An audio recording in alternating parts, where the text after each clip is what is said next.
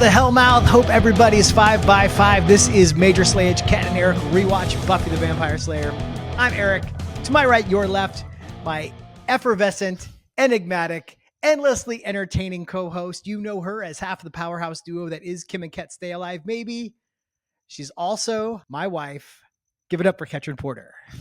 Thank you, my love. Much like gift giving, Eric always shows me up in his intros and his gift giving. He's much better with words and gifts than I am. Well, you know what? For a fun experiment next time, I'm going to let you do the intro. Okay. And we'll see how it goes. But yeah, welcome. We're going to talk about Buffy the Vampire Slayer Season 1, Episode 10, Nightmares. Eric's favorite episode. I've never seen him so excited. Yeah, so we might as well talk about it now. This was my least favorite episode of the season so far. I thought this was a really rough watch. In fact, during our watch along, we were both so not into the episode that we got a little cranky. So join our Patreon if you want to see how that goes. I mean, I don't want to speak for you, but no, I was about to say, I'm not sure if I came into the episode in a bad mood or if the episode put me in a bad mood or if they just worked in tandem together.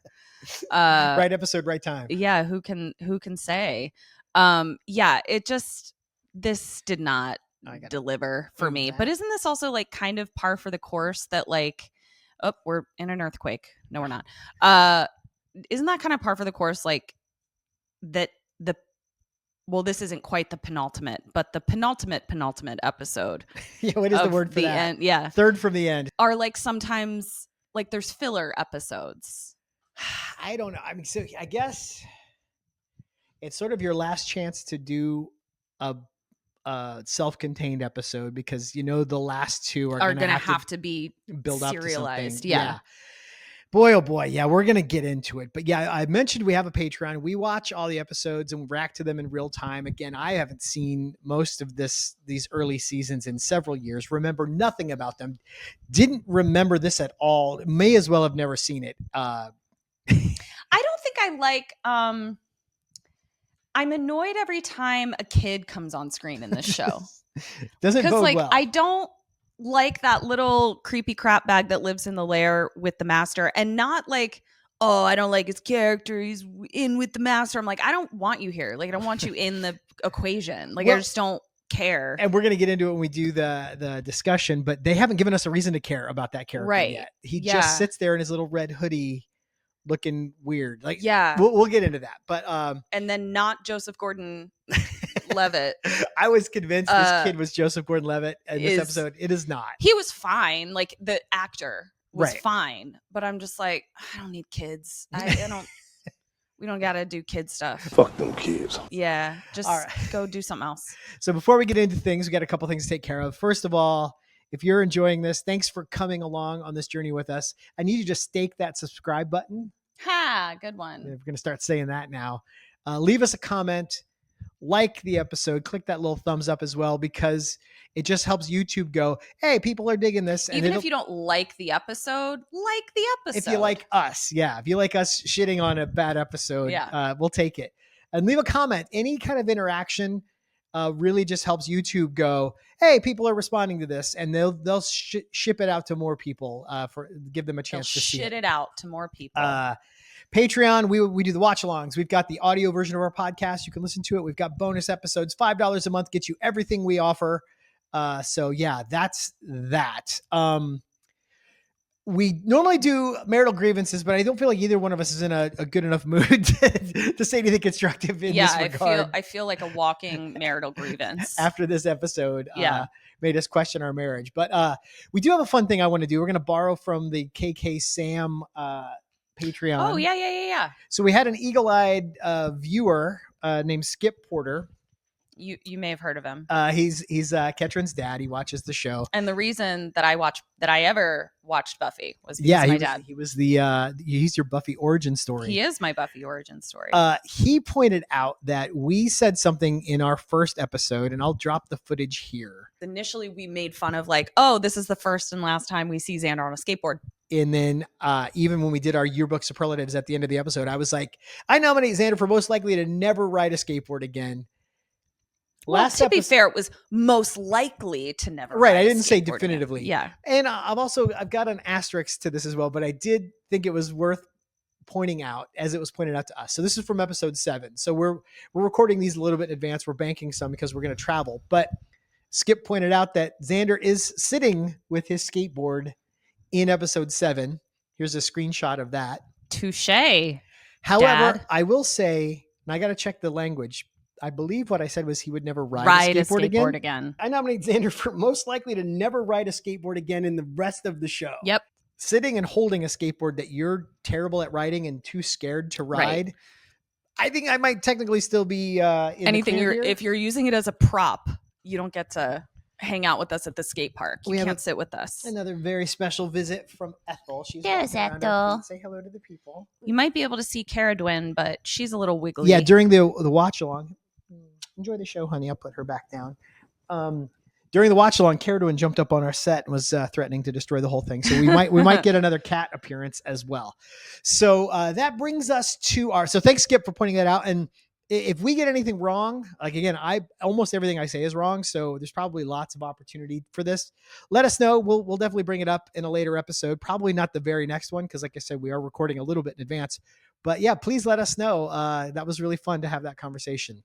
Yeah, it's great. Now it's time for a spell. Okay, so this it's no spoiler to say that this episode deals with nightmares, because it is in fact called Nightmares. So I thought that I would save all of our little sleep brains, and I'm going to burn a satchel of lavender, which is used to promote a peaceful sleep and provide clarity, which is, I feel like, what we needed in this episode. Absolutely. Here, I'll be your room mic as well. Provide some scintillating commentary as my pyromaniac wife lights another fire.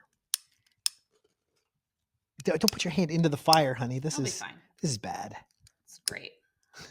There we go. All right. Hey. That smells like something. Yeah. Smells good. I love that smell. It smells like a hearth Christmas time. A hearth Christmas time. What does that mean? All right, we'll take that again from the top. This Christmas time, have fun with hearth? It. Any excuse to say hearth. What does it smell like? I'm going to burn it a little more. A hearth Christmas time. I got distracted by fire again. I forgot what we were talking about. Yeah, there you go. Burn it up, baby. Maybe I do have a problem. Well, I prefer to think of it as a hobby. All right, let's get into this, and let's be swift about it, because I don't want to spend a considerable amount of time in this episode. I really was not fond of this episode. Listen, Buffy's looking for the master in his lair, and she's got really cute little pigtails on, which I love. Fine in general. Yeah, she's so cute in this, but we definitely get the sense that it is, that is something that I had an issue with, that it was like, and you pointed this out in the watch along, that's like, because the episode is called Nightmares, we're like, I bet this is a nightmare. Yeah, with no setup, we just jump right to her confronting the big bad of the season. Right. There wasn't a ton of suspense. And like it was like, he is the big bad of the season. And so any interaction that they have together, there's a big lead up to it. Right. And so to just drop her into the lair like it's a normal patrol, you're kind of like, oh, that's not, I don't know. It was anticlimactic, basically. Because their meeting should be consequential. Right. And if she can just walk in with a stake, they should have done this 10 weeks ago. Yeah. So it just kind of gives it, what's the opposite of like a red herring? A black squirrel. I'll take it. You know, or green squirrel, because that's the opposite of on the cover wheel. Yeah. Which is why, speaking of nightmares, why Wes Craven wanted Freddy to wear a green and red sweater, because they were opposites on the color wheel and they're unpleasant to the eye to juxtapose with each other. He wanted that visual disturbance to be part of Freddy's whole deal. Really? Are you sure that's not that thing where like you're reading a book in English class and your teacher is like, the symbolism of this, and you're like, the author didn't come up with that. Come on, they stumbled into that. But you're saying Wes Craven was like, I think he's talking about it. Yeah, going Christmas color sweater. Yeah, he wants a Christmas sweater on his nightmare demon because it's gonna be strange looking to the eye. Fair. Let's go with it. So let's have one of the most famous holidays have the color green and red. Right. Everything's a nightmare. The nightmare before Christmas. Oh, there we go. And it's all a big circle. Look at how much we're avoiding talking about this episode. Okay, so Buffy's in the lair. She like drops her stake like as he comes up to her and is like clearly doing spell work. Is that how you took it? Yeah, I took it as like he was like Jedi mind. Interesting. I just took it as like in my dreams, nothing more boring than someone talking about their dreams. Mm-hmm. But it's more interesting than this episode. So right. We're probably going to talk about our own experience with dreams a little bit. In my dreams, I can't fight. Oh, I right. punch like I'm punching through water. Jello. Yeah. I can't run. Yeah. The only running I do is if I feel like I'm stumbling and I manage to just move my feet enough to not fall. So this is the one difference that I apparently have with running. My running dreams are just as anxiety inducing, but it's because I actually can run away extremely effectively, jump over buildings, hide, but it never ends. So the thing with me is that like I can keep running from this big bad forever and it looks like I will. Ooh, that actually matches sort of your anxiety brain in your waking life a little bit. Does it? Do tell. That it will never be over. You'll never be safe. You'll never stop running from whatever the thing is. Yeah. So there is a little bit of relief in those dreams because at the very least I'm like avoiding. A fucking parkour Catwoman. Right. But I'm exhausted. Fair. Yeah. I think that maps. I think that's what your brain is expressing in your dreams. So this has been welcome to Dream Talk. This has been therapy with Kim and I said Kim and Arik. I'm Ketryn. Nice to meet you. You didn't even call me Kim. You called yourself Kim. That was interesting. No, yeah. So I just took it as she can't fight in her dreams. Yeah. But she wakes up. So poor Joyce once again is awoken by her screaming child. God, that's so upsetting. Like she's so tired, but also my child keeps screaming. Because you're used to your child screaming to wake you up when they're a baby. Right. And then you graduate from that. Right. Buffy is 16 and still keeping Joyce up at night with the screaming. Yeah. It reminds me of a stand-up comedian. I forget who it was. He said, babies are weird, like one minute they're asleep and the next minute they're just screaming. My friend who has a kid was like, oh, that just means he's hungry. It's like, well, that's very hungry. Imagine you're just like, I need food. Yeah. Well, we are doing anything but talking. We really about this are. Okay, episode. listen. All right, so we got to buckle down. Joyce is like, also, I'm just going to read you the sentence because, I type so fast and it autocorrects to things. I'm just going to read it as is. Okay. Joyce wakes her and says, she's Stilton for dad coming. Stilton cheese. It's capitalized, by the way. You know what? I'm going to go ahead and take it. I'm going to say this is an improvement over the script of this episode. So basically, we're going to learn about this fucking deadbeat who Mr. Summers. Absentee father. Yeah, who I already have fucking questions about prior to this episode because I'm like, we literally haven't heard about you until this episode, which tells me Joyce probably hasn't heard from your bank account either for any fucking child support. We don't know that. I do. I can feel it. I can tell. I will say it would have been a reasonable conclusion until this episode that maybe Buffy's dad is dead. Like we just literally no discussion of him at all. Yeah. It's 10 weeks and so then show. To have him show up, we're like, oh, you're a fucking deadbeat. Cool. Cool. A very punchable face. All of my predictions were correct. So dad's coming to take her away for the weekend. Buffy is also like telling Willow, we're getting a little bit of backstory about like, how difficult it was right before they moved and they divorced. And it was right around the time that Buffy was getting into trouble at her old school, which I don't even like the way Buffy describes that because she's talking to Willow about it. What it all is. Who knows that like she wasn't like a troublemaker. Yeah, I was slaying vampires. Yeah. And that's hard to like talk a story around. Yeah. If you can't tell anyone you're a vampire slayer. So anyway, but Buffy's internalized the judgment. Buffy's internalized the shame of the world in LA at least thought I was a bad kid. Right. And I can't explain to them what was really happening. Therefore, I just have to wear this scarlet A of sorts. Yeah. And she feels like it caused stress in Joyce and Deadbeat's marriage, which it probably did. But she's going through that normal thing that kids of divorced parents go through where like, wasn't my fault. Yeah, no, I actually, I never, my issue was never. You were like, these people are nuts. It's definitely not my fault. Yeah, I did never feel responsible for their marriage because they were doomed from the start, or their marriage failing rather. My issue was I was born out of a thing where two people should never have been together, and I carried that around for a while. Yoinks. So it wasn't like, oh, I caused the divorce. It's like, I should never have been born was my take on the thing. Which you no longer feel that way. No, a lot of therapy. Go to therapy, guys. Go to therapy, please. Go to therapy. That would be so great.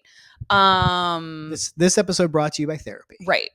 So now we go to the classroom, and Cordy's being Cordy, and she like tells this new kid, he's not a new kid, but a new character to us named Wendell to get out of her light. And then fucking Xander comes over to slice the sexual tension they have with a fucking knife. And do his type 5 stand up. Yeah. He just like I get that Cordy's mean to him, but he also like seeks her out.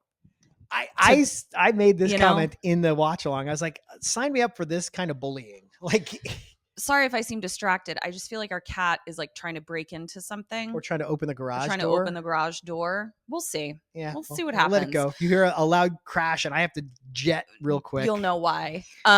We're having the joke of this scene also is that Xander didn't pay attention to the lesson on active listening because he was actively staring at the teacher's boobs. Ha ha ha, cha. Yeah, active leering. Right, active leering. And as someone who has had to teach the skill of active listening to teenage boys, I can tell you that it goes about this poorly every time. So yeah, I'm going to keep this going. Can you go make sure that our youngest daughter is not about to get stuck in some sort of garage cave of sorts, some sort of black hole where we'll never find her again. So as we're having this interaction, Buffy sees, "Hi, Cara Dwynn, you're so naughty."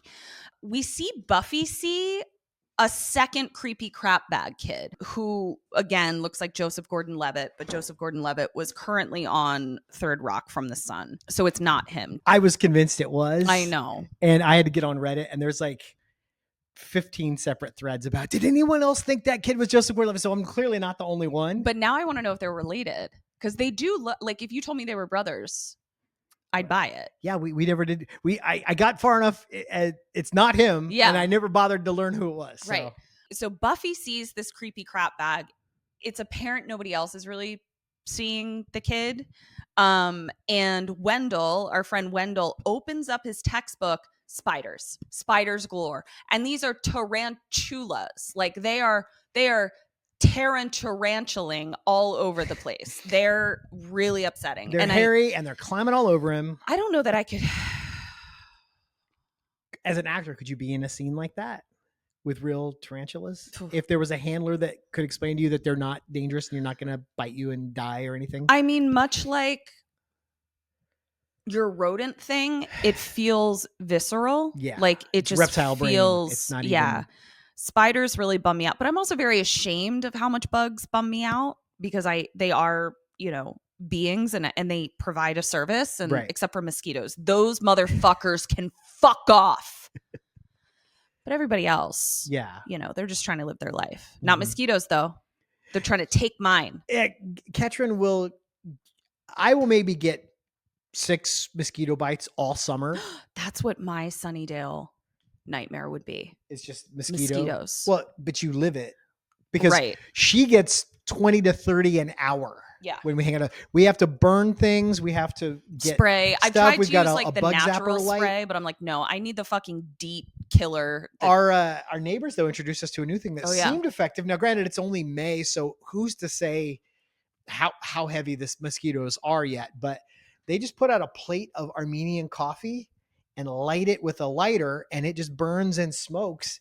It smells kind of cool.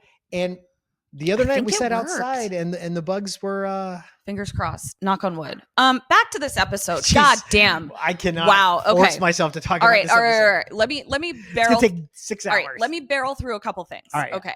So we have a scene. We go down to the master. The master is fucking feeling something with his creepy crap bag that nobody has explained. Yeah, we do have to spend a minute on this. Oh, motherfucker. Only because we were right at the beginning. Yeah. So we don't care about the Anointed One yet because they haven't explained what he is or what he does or why he's there. The only bit of information we get is that the master refers to him, when you were a mortal boy, what were you afraid of? So I'm now more confused than ever. Like when we first met this kid on the bus, was he a mortal kid and then somehow became the Anointed One? Became. At which off but screen? When? Yeah, exactly. And what is the Anointed? What is he supposed to do? What's he for? Why is he there? He just sits in a fucking cave and does nothing. And I don't know why he's in the show or why they bothered to put him in this episode because they literally do nothing. We're so mad. We're so cranky. This is wild. All right. So the master is feeling something up above. And he's also like getting stronger and trying to like train himself to deal with pain because he's got like a big giant crucifix and he's like, oh, I'm going to touch it and deal with the pain and blah, blah, blah, blah. Joyce is now dropping Buffy off at school. And this is the next day. So we had spiders. We had Wendell with spiders. And then we can only presume that Snyder, who takes care of business, was like, school evacuated, spider infestation, see you all tomorrow. It was one of the several bumps of this episode that we joined the next day and now they're talking about the spiders. Like they wouldn't have talked about it in any of the intervening hours since it happened. Yeah. So we learned that Buffy's been having these nightmares a lot. And she also is anxious, talking to Joyce about like, is dad really going to come? Further evidence that her dad's a deadbeat, because if she's worried about him coming, that means that she has reason to worry about that. Right. So fuck this guy. And then Willow, we go into the library and Willow wants to know if Buffy talked to Giles about the spiders. And Willow seems to be the only one concerned about the spiders that thinks they're a thing. Right. Everyone else is just kind of like, spiders. What are you feels do? About this episode the way we feel about this episode. And Xander is also just kind of like, okay, whatever it is, like we'll figure it out. We'll slay it. I'm like, Xander, you've only done this 9 times, bro. 8 times. Like 9 times. You're a little too cocky to know that we're just gonna slay it. Like it's not even a we. He literally is like, you're gonna slay it, and then we'll celebrate afterwards. Exactly.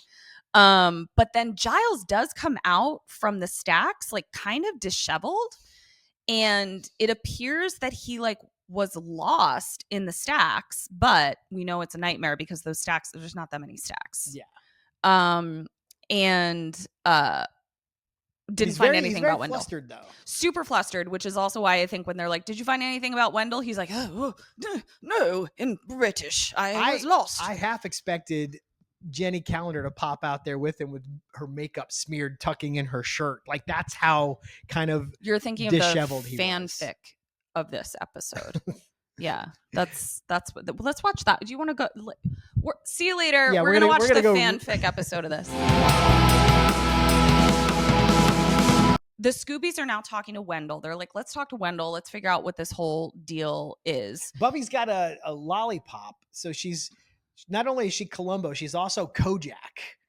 Oh, I don't know who Kojak is, but I'm sure it's a very good joke. It's an old detective show. Who eats lollipops? Telly Savalas, bald guy. Telly Savalas, who played the Cheshire Cat in a 1984 made-for-TV movie of Alice in Wonderland. Okay, so we brought it around. But did he eat lollipops? That's his whole thing. He's got lollipops the whole time. Wild. Okay. So Wendell says, I don't hate spiders. My fucking little brother killed them all, and now they come after me in my dreams, which you didn't like that either. I just thought it was weird because he says, like, I love spiders, but when the spiders were on him in class, he's like, get them off me. That's not the reaction of someone who loves spiders. Right. Even if he's having these dreams that the spiders want revenge for letting his brother cook them under a heat lamp.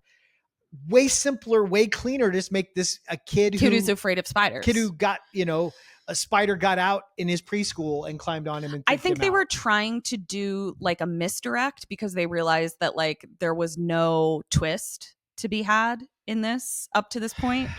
So, Cordy also says to Buffy, like, you ready for that history test? And clearly that's the dream we're doing now, where Buffy didn't study. Buffy hasn't been in class. She's not prepared for the test. We've all had those nightmares. So Buffy goes into the, what is it? Classroom, history classroom. And her pencil breaks, the time is moving too quickly, the doorbell rings. But the doorbell. Come in. Am I unwell? What's happening? But here was my point about this dream. The second Cordy says, "Hey, hope you studied for that history test." We already know, okay, nightmares, this is going to be the common dream. They don't do anything with it. They don't have a take. They don't make a twist. They just waste 2 minutes of our time playing out the very predictable, obvious thing that we all already know is going to happen. Yeah. And I'm just like, do you know what's so interesting? And we haven't gotten there yet. I can't remember what season it is what season it is. And maybe you remember it. There is another dream episode that is fantastic. There's a red curtains involved at some point. Yes. And a cheese man. Yes. So Stilton. It's foreshadowing. It all comes back around. Anyway, back to this episode. All right. So yeah, I do remember that there is such an episode. I don't remember the details, it's but fucking great. It's scary and weird and feels like dream. It feels like a dream. Logic. Yeah. And this didn't. This was so. I think the word for this episode for me is pedestrian. Yeah. It's a first draft. It's a, oh shit, we forgot to write an episode this week. What are some common nightmares? Right. Oh, you didn't study for the test. Right. Yeah. Right, write that. But what are we going to do with it? Don't do anything with it. Just write it on its face. Right. Yeah. So some girl decides to take a smoke break in the basement, and our little CCB, I called him. That's why I got distracted for a second and said doorbell, because I wrote CCB in the doorway. And I said, who in the fuck is that? Creepy crap bag. Creepy crap bag. Joseph Gordon-Levitt. Creepy crap bag. And so we hear him be like, you shouldn't go in there. And then a giant, pretty scary monster comes out of the darkness, who Eric pointed out is not holding a terrifying wooden club.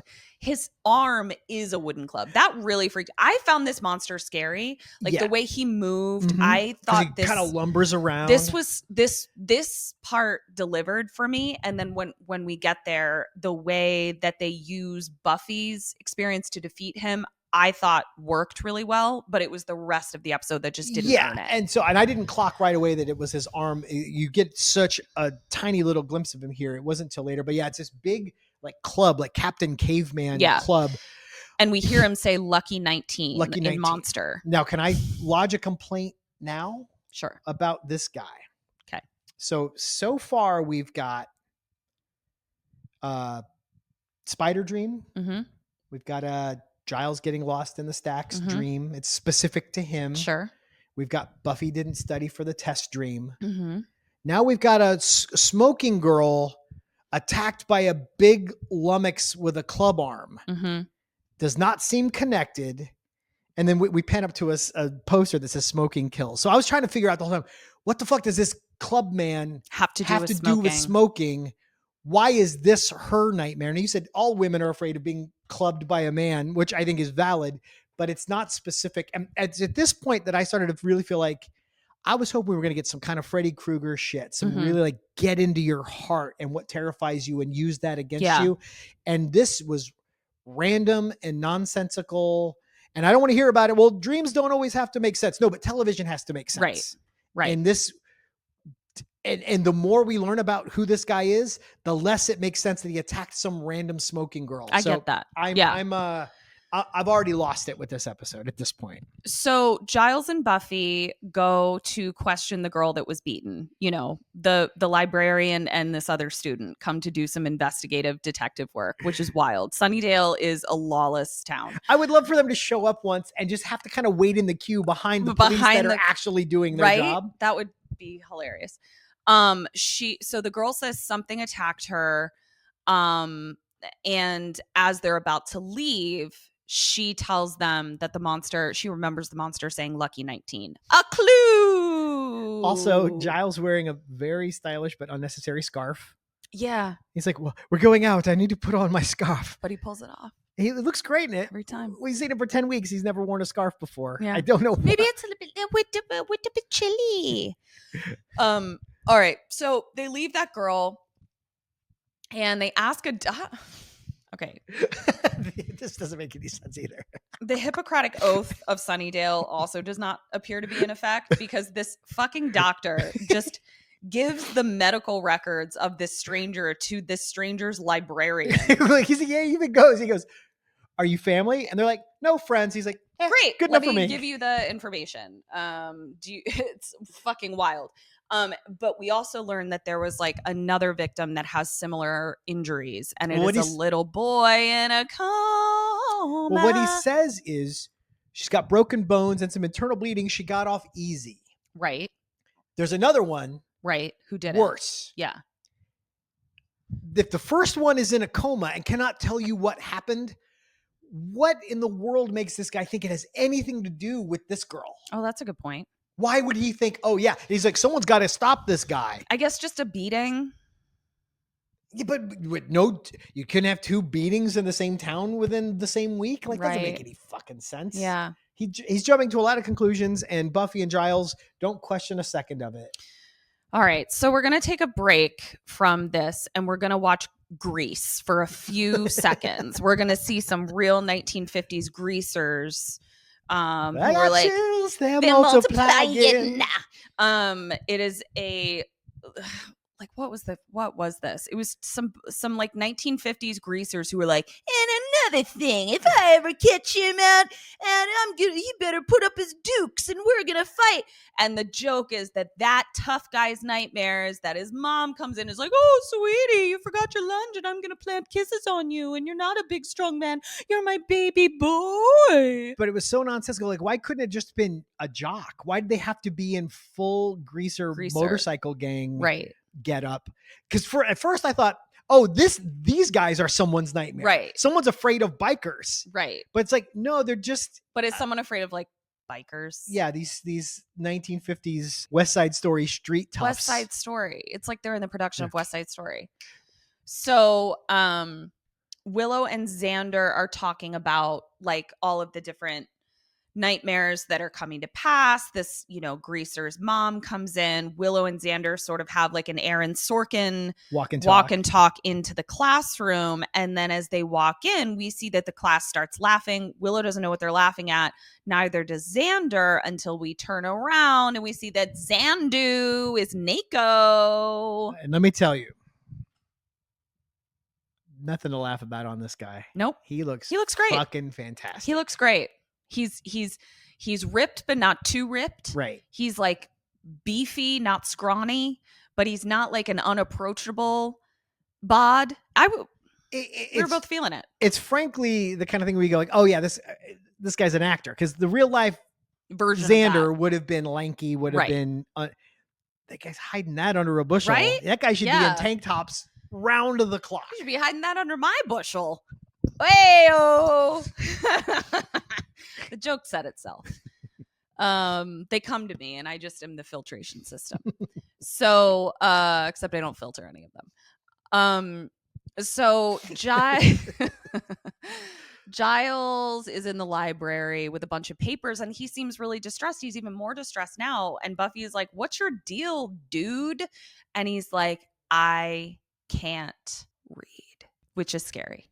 But also, nobody can read in their dreams because it shuts off the language center of our brain. Well, there are some people who claim to be able to, and I guess maybe it's not universal. But yeah, I guess the part of your brain that processes the written language shuts off when you're asleep.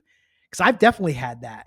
I try to text message in my dreams, and it takes me an hour, and I can't write can't get any of the words right, and I get so frustrated. And I even go like, do you ever have this in your dreams where I go, oh my God, this feels like what it's like to text in my dreams, but I never clocked that I'm actually in a dream. Yeah. Yeah. For a while, I was trying to do meditations that promoted lucid dreaming, but like, honestly, I may dive into it again, but like, I truly think I'm like too anxious. Honestly. To lucid dream? Yeah. Because there has to be like a fluidity to the way you flow in and out of. Hard for you to get into flow. Right. Okay. Yeah. I could see that. But I think it would be cool. I kind of want to try it again. I think it would be good for me to be able to do that. I think I could.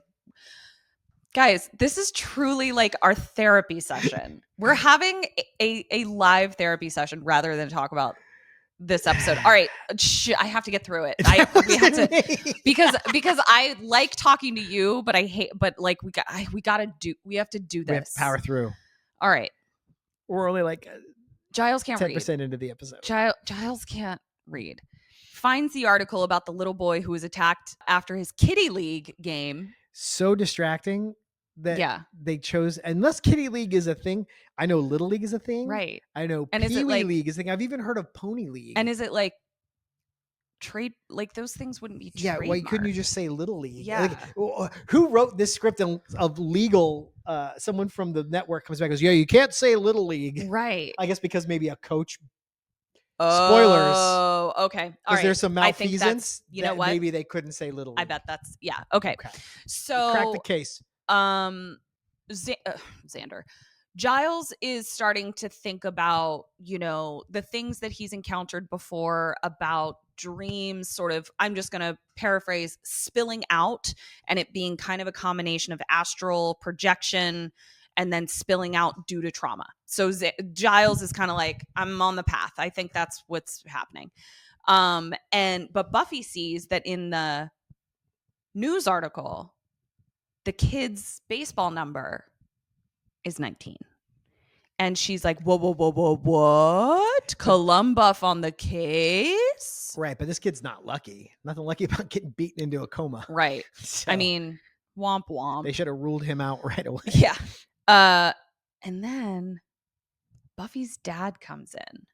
And listen, this guy looks like the bland piece of soggy toast I thought he would. I do not get good vibes from this dude. What was Joyce thinking? What was Joyce actually, is a piece. Joyce is a piece. Yeah. And this guy's a piece of shit. I'm not going to tell you when, but we do hear a couple sentences about how they met in later episodes. Okay. And save that for me. So, but I thought this all guy I can looked say like, is we all make mistakes when we're young. Yeah. This guy looked like a Tim Heidecker character, like from Tim and Eric. Awesome show. Yes. What was the show that we just saw Tim Heidecker in, where we were like, his comedy is so subtle that if you don't know who Tim Heidecker is, you may not be in on the joke that's currently happening right now. He was on What We Do in the Shadows. He's the boss at the company that they all work at. Please do yourself a favor and watch Tim Heidecker's stand-up special. I'm not going to say anything else. It should be placed into a time capsule about, like, it should be observed from how humanity functions. Like, it is an incredible piece of art. Yeah. That I think about possibly on the daily. Maybe we should watch that as a palate cleanse after we get done with this. Maybe we should do it for Patreon. Do a watch along of Tim. Yeah, let's do it. Why not? Who cares?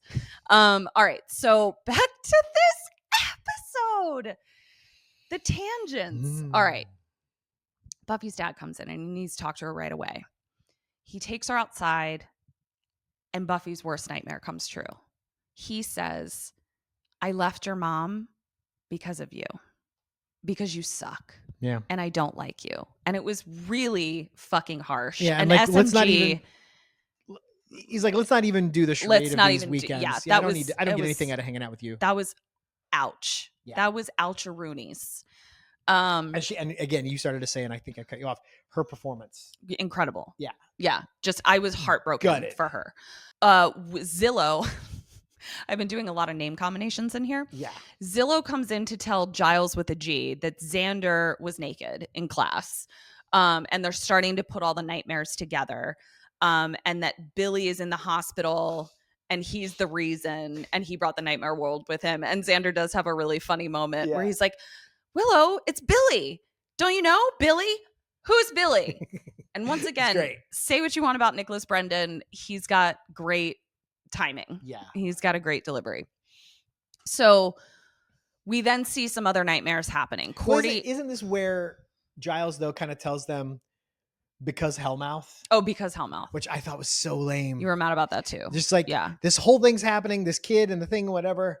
Because we're on a Hellmouth. You know why that didn't bother me though? Only because I think they don't just drop that. That does come up a lot where there are things where it's like, living on the Hellmouth, man. Like, shit gets weird. So that's the only reason that specific thing didn't bother me. But it just would have made so much more sense if this kid was like previously. I know they said, you know, trauma can create astral project, but it's like no one else in this town's ever been in a coma and created a nightmare. Like, it just, there was no reason why it had to be this time. Right. Because Hellmouth, I think, is the lamest excuse for anything. I think but also this episode, I think if it had been in like a better episode, maybe. Yeah. So Buffy then sees CCB, creepy crap bag, walking around the school, and she follows him into the gym. Everybody's having nightmares all over the place. Hey, you started talking about Cordy. Oh yeah, Cordy has a hair mare. Her hair's crazy. Her hair basically just like looks like what mine did in high school. I was gonna say, yeah, you complained about having frizzy hair, frizzy triangular hair, and that's her. And this is where, and I made this point in the watch along. Like, why was I brushing my hair? Like, it's, guys, it was. What should you have been doing instead of brushing it? Like, I have like wavy curls. Like, I should have been like training my curls. Your hair was very curly when we met. Because I learned how to train my curls. I wasn't brushing it anymore and turning myself into a triangle. Triangle. But this is, to me, where I feel like another misstep of this episode is we've got Spider Nightmare. Okay, that's pretty scary. Mm-hmm. Then we've got didn't study for the test. Can be stressful, but, you know, it's not life-threatening. Then we've got girl gets beaten to death with a club hand man, or beaten very badly. Yeah. That's terrifying. Then Giles can't read. That's annoying. And it's like, now Cordy's got bad hair. Like the nightmares were not ramping up. The stakes are all over the place. And again, I think I can make justifications about it, but I think you make a good point in that, like, though if we were actually experiencing this, there may not be an upward ramping up trajectory of what nightmares we're exposed to. You know, Cordy's nightmare might be that she has terrible hair, but in terms of storytelling, we have to be you want to escalate as you go. Because I made up the point in, I think it's Nightmare on Elm Street 5. There's a girl, I think her name's Greta. Apologies if I got that wrong. Who is a model, and her mom's on her ass about what she eats, and she's, you know, got to meet with this casting director or whatever. So like that's what's plaguing her. So when Freddy comes, Freddy's going to get you in your heart at what actually scares you, and he locks her in a high chair and force feeds her until she like chokes to death. It's a creepy scene. And it's harrowing. And so I think there would have been a way to prey on Cordelia's superficiality, her insecurities, her vanity, but make it scary and make it, oh man, things are getting worse. Yeah. Not just, oh my God, Cordy's got ugly hair. I hear you. So I feel like that's where this could have gone if they. I don't even think this was a first draft. I think this was a half draft. A pitch. Yeah, this was, and then some with Cordy's hair. Let's move on. Let's go to lunch. Yeah.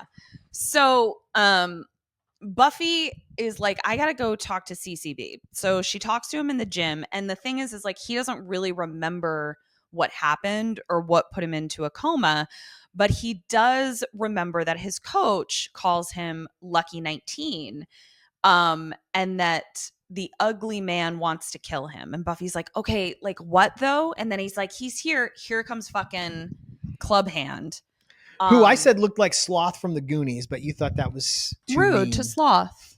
Yeah, Sloth is a great guy, and he actually has a lot of issues with his brother Ango. His mom named them all after the 7 deadly sins. So what Ango is short for anger. Name all the dwarves. What do we got?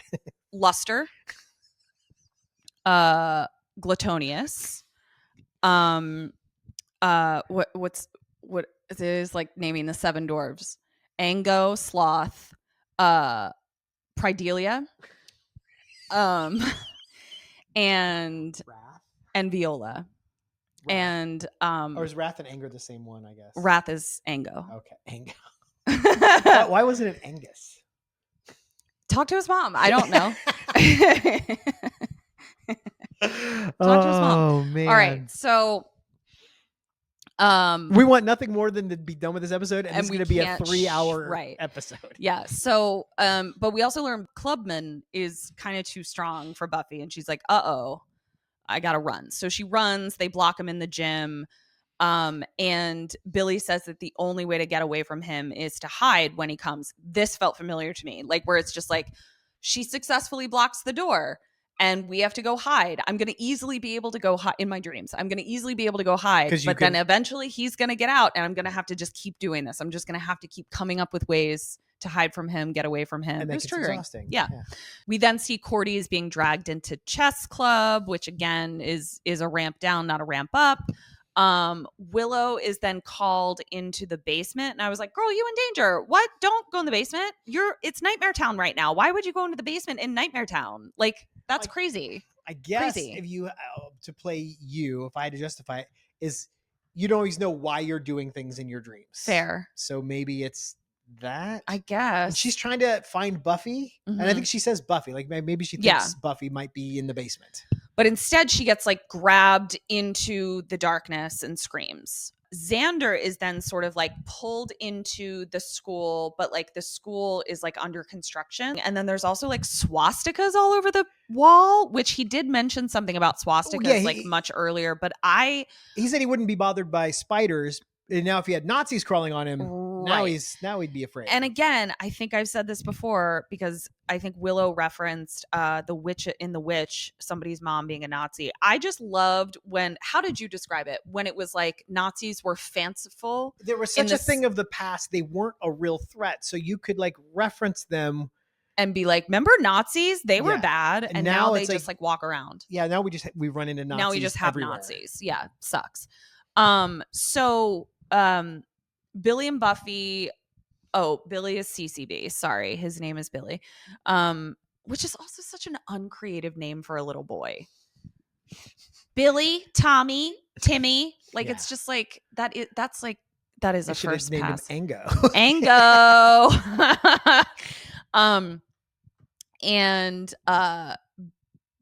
Billy is like, yeah, I fucked up the baseball game. You know, we lost because I didn't catch a ball or whatever the fuck. And Buffy is like, aren't there 8 other people on the team? Damn. Which is clearly not something that he's ever been told as a young boy. And he's been made to feel guilty. And then all of a sudden they find themselves in a cemetery where there has not been a cemetery before. Well, yeah, they say Clubman. And he's coming after them. So she's like, let's duck into the bushes. They Homer Simpson into the bushes. Yeah, and it's a cemetery. And then at they come night. out the other side and it's nighttime. Yeah. Willow's bad nightmare is that she has to go sing on stage in an opera. And I do need to give props to the opera singer that they cast. Like he belts one little phrase and I was like, okay, King, like that was great. I was here for it. I'd love to hear a whole concert. I think that was great. Again, though, for me, we're cutting between these 3 sequences. Mm-hmm. Clubman trying to bash Buffy's brains in with a little boy in a dark cemetery.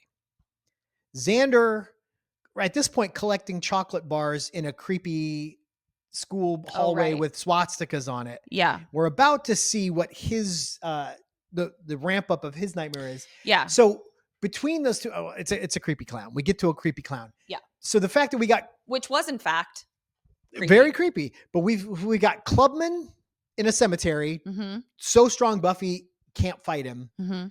Then we've got Xander, creepy clown, and then Willow singing on stage, unfortunately, doesn't measure up. It's like the end of a Star Wars movie where you're cutting between the space battle, the lightsaber duel, and the ground battle. They all have to be equal stakes. Right. Or every time you leave one to go to the other, the fucking weight drops out of the whole thing. Right. For this opera dream to work, it had to be in the first act of the episode. It's wasted here and it just slows everything down. Right. So back in the with Xander, creepy clown comes out, stabby clown. Then we go back to Billy and Buffy in the cemetery and we see that the master is there. And the master, it is a nightmare, but there appears to be a little bit more reality to the master because the master in real life was feeling something, like he was feeling the nightmare thing. So it's like, it's a little muddy as to whether or not. I think it's super muddy. We didn't need Master and Anointed One, Kool-Aid Mouth and Creepy Crap Bag One. They didn't need to be in this episode. And I think it would have made this scarier if we didn't see them in the beginning. Mm-hmm. And then he shows up. Well, I mean, she could have the dream where she's trying to fight him, but the scene where it's really them. Yeah. I think deflates his appearance here. That makes sense. And if she goes, wait, how can you be... just have it be Nightmare Dude the whole time. How can you be out of your bubble right now?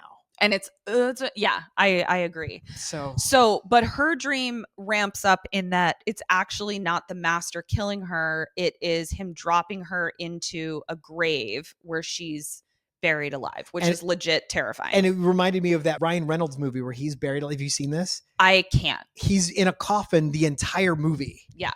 And it's literally just him in a coffin. I can't even watch the show The Studio for... Like, how would I watch that movie? We had to bail. So Kim dared us to watch the first 2 episodes of The Studio on Apple with the Seth Rogen thing. I think it's one of the most brilliant things I've ever seen on television. I do too. That's the problem. But it's just nerve-wracking, cringe-inducing the whole time. So we watched one, we watched another one. We had a nice change of pace with the film noir themed one. Then we were watching one where he goes to we're not talking about this episode at all. Ketryn Bradley had to be like, you have to finish this show on your own. I can't watch this anymore. It's too uncomfortable. I can't do it. So Zillow finds each other, and Giles pops in as well. So the 3 of them are there. Xander actually gets fucking sick of it. Xander is the one who kind of like figures out dream warrior self. Yeah. Like not immediately, but quicker than everybody else, because he just goes, this fucking clown's a fucking nightmare. And I was scared of him when I was 6. So he turns around, just decks the dude, and he does like a whoop, whoop, whoop, whoop, like clown falls. It was great. The clown spins around, it gets on the ground, and continues to spin around like a rotisserie hot dog. It was pretty great. So now we go outside and we see that like Sunnydale is all nightmares, and Zillow and Giles see the cemetery across the way, and they're like, and it's just night in this one little. Yeah. And they're like, that looks like somebody's nightmare. And that was creepy. And I feel like, I think that watching a bad episode is one thing. Watching a bad episode with a kernel of a fucking great episode and they just shit the bed the whole time is so much more anger inducing. I think this makes you as angry as a writer as like people who are not good actors being cast, when I'm just like, this was a great fucking story and you just decided that it wasn't important to cast a great actor. And that fucking pisses me the fuck off. Yeah. Yeah. I mean, but who knows what goes into that? We imagine it's just an open audition process. It could be this person has a deal and we have to use them, or we have to pay them whether we use them or not. This person, we owe their agent a favor because... Well, that sucks a butt and I'm not here for it. So they go into the cemetery and they see Buffy's headstone. And you caught what you thought was... Oh, yeah. Her birthday is different on the headstone than it is on her permanent record in the Moloch episode. Yes. So she's a year younger in this headstone, which whatever, who cares? It's a detail that I clung to, so I didn't have to cling to the plot of the show. Like, oh, look, there's something interesting happening. Yeah.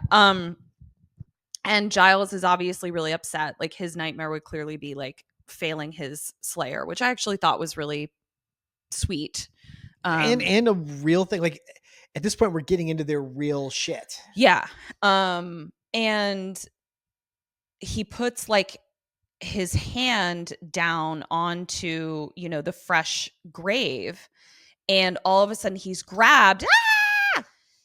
Buffy comes up as Vampire Buffy, which totally makes sense that a Slayer's nightmare wouldn't just be to die. It would be to become a nightmare. Become a vampire. Wouldn't that be fucking cool if in the reboot we meet a character who had formerly been a Slayer, one of the activated potentials, and then got vamped? Dope. But is still like working for the side of good.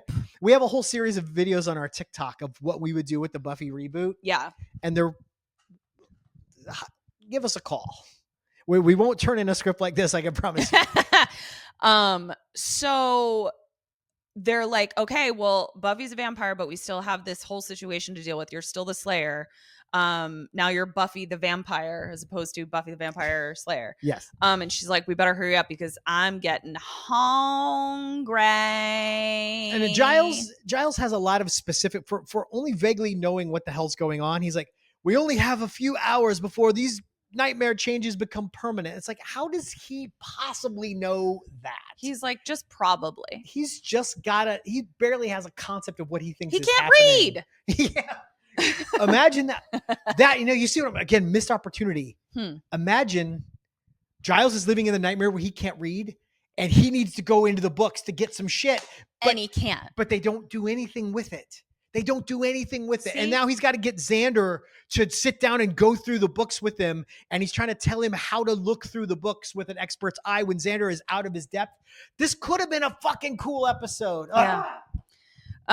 So they go to the hospital and they go and they find Billy, you know, because they're friends. So they have full access to his medical records and his room and everything. Well, it's also because the hospital is in its own nightmare thing. And so right. The hospital's now that also was scary. There was a surgeon whose hands were like all fucked. I bet that's a common surgeon nightmare. That was a Doctor Strange thing. He gets in a car wreck and his hands are all jacked up. Do you remember that? No, I don't. But yeah. So, but also it was kind of lame because it was like 4 extras. Like there's 2 shambling zombies and a couple doctors running around. Yeah. And it's about, trust us, there's more chaos than we're showing you. You just we can only see this bit. So they decide they have to wake Billy up from a coma. So they're going to do what, listen, PSA. If you ever have anyone that you know in a coma and you need to wake them up, this is what you do. Okay. Billy! And they'll wake up. So stupid. Yeah, I actually teach that in my first aid class. So we do CPR, lifeguarding, and then coma waking, where we just scream into a dummy's ear to wake up people from a coma. So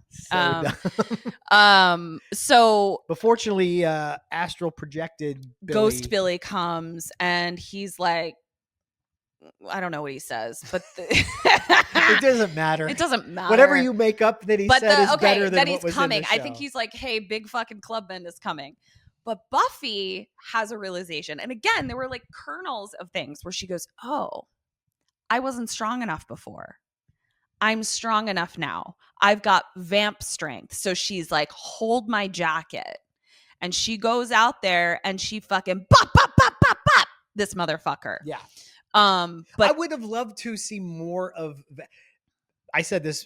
I think I said it in the watch along. I've tried to block it all out. But if you had said $100, do we ever see Buffy as a vampire in this show? I would have confidently said no, never. Give me my $100. Man, I was so wish surprised. I had made that bet, and then I would have $100.